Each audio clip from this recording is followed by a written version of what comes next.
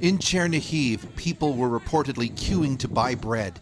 Accounts differ of whether they were hit by a Russian shell or machine gunned, but video of the aftermath shows lifeless bodies on the ground. For the Russian forces attacking Ukraine, killing large numbers of civilians is horrifically not uncommon.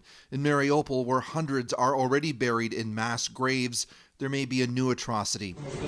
The city's main theater, which was serving as a bomb shelter, was hit by an enormous Russian bomb, says Ukraine's military. Hundreds were inside. It's not known the casualties. Amid such gruesomeness, it appears there has been progress towards a ceasefire. President Vladimir Zelensky said Ukraine wants a just peace with security guarantees. And Russia's foreign minister speculated that Ukrainian neutrality might be acceptable to Russia. But Ukraine wants all Russian troops out. Vladimir Putin is sounding uncompromising. He repeated his usual lie that Russia's military is not hitting civilian targets. With every new Russian attack comes an immense worry that the war cannot be allowed to destroy Ukraine's economy, especially farming. Fields are mined, roads are impassable. We visited the farm of Yaroslav Protselo, an egg and wheat farmer. Fuel for equipment is scarce, he said, diverted to military needs. So is animal feed and seed for crops.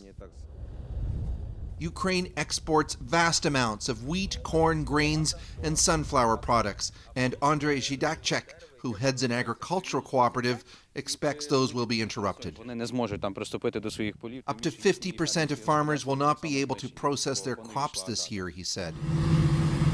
Ukrainian farmers towing captured Russian tanks have become heroic figures, but Ukraine's government is asking for more to get their crops in the ground this spring to avoid economic collapse.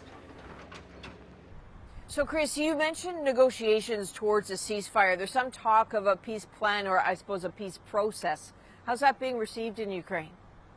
Well, a Ukrainian presidential advisor is not calling it a plan. He's calling it more of a proposal from Russia. From the Ukrainian side, they're concerned that they don't see this delegation, the Russian delegation, as being especially high level. And their big worry is that this could simply be a delaying tactic to perhaps get some kind of a ceasefire just to allow Russia to rearm and then keep attacking.